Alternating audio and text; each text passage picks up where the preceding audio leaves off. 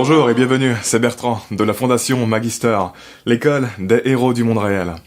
Pour le 17e épisode de la série sur l'éveil spirituel et la sortie de la matrice de la perception existentielle, la matrice de notre propre création. Dans cet épisode, je veux préciser une fois de plus que quand tu sors de cette matrice de la perception existentielle, tout change, mais en même temps, rien ne change.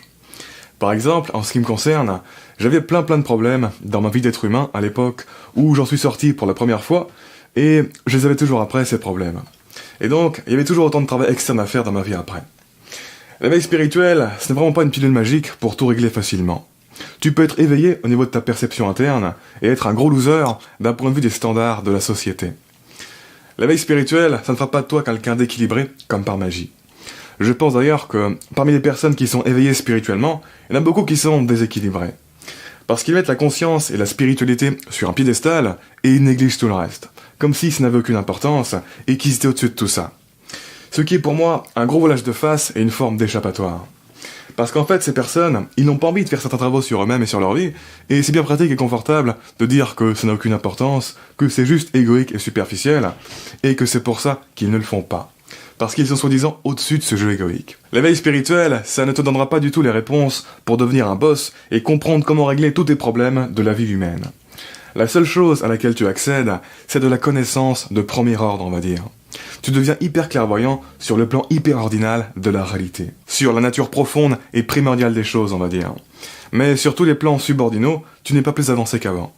Autrement dit, pour ce qui est du second ordre, pour ta vie d'être humain, ça ne change rien. Tu as encore autant de boulot qu'avant. Et encore une fois, je pense que c'est une erreur de vouloir sortir de la matrice de la perception existentielle, de vouloir aller dans le 3e niveau, avant de mettre de l'ordre dans sa vie. Même si avoir un éveil spirituel, ça peut être une motivation pour améliorer sa vie, c'est vrai. Mais mon conseil, c'est faites un travail pour sortir de la matrice du cerveau par défaut et toutes vos croyances limitantes, sortez du premier niveau de la matrice, réglez votre vie, essayez de vous stabiliser dans le 2e niveau, et en parallèle, vous pouvez faire un peu de ce travail pour préparer votre entrée dans le 3e niveau si vous en avez l'inspiration. Mais n'en faites pas une priorité, parce que votre temps et votre énergie sont limités. Avec le temps et l'évolution globale, je pense que de plus en plus de personnes vont avoir des expériences de sortie de la matrice de la perception existentielle. Ça fait partie de l'évolution de la vie humaine à une échelle macroscopique, et je vous expliquerai en détail pourquoi plus tard. Mais comprenez bien que s'attacher à ce 3e plan d'existence et le plan de vérité absolue qui vient avec, comme une obsession, ça ne vous mènera pas au bonheur. Comme je l'ai déjà dit, tout grand mouvement émerge comme une sorte de réponse aux problèmes causés par un paradigme ayant été poussé à bout.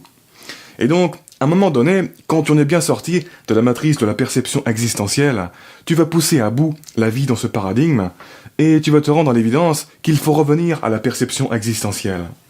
Tu vas te rendre compte que pour vivre pleinement ta vie d'individu, il faut lâcher prise sur ce plan de vérité absolue et revenir sur les plans de la vérité relative. S'accrocher au plan de vérité absolue va brider ton potentiel et te mener à une existence très conceptuelle et névrotique. Donc, il faut bien veiller à équilibrer tout ça. L'équilibre, c'est un truc dont on reparlera beaucoup parce que c'est hyper important. D'ailleurs, si vous voulez améliorer votre vie, j'espère que vous ne regardez pas uniquement ma chaîne par exemple. Parce que ce ne serait pas équilibré d'avoir une seule source d'influence. Toute perspective doit être contrebalancée par d'autres perspectives.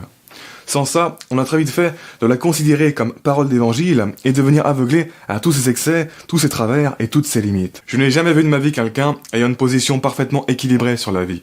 Ça penche toujours d'un côté ou de l'autre, il y a toujours des dimensions et des valeurs très mises en avant et des dimensions et des valeurs négligées.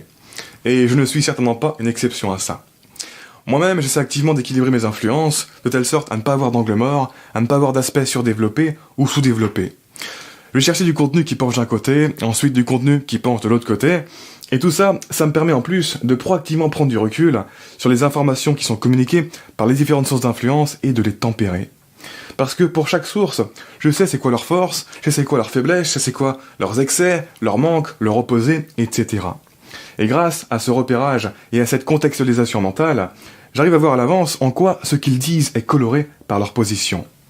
Je me dis que par exemple, telle autre source n'aurait jamais dit tel truc comme ça.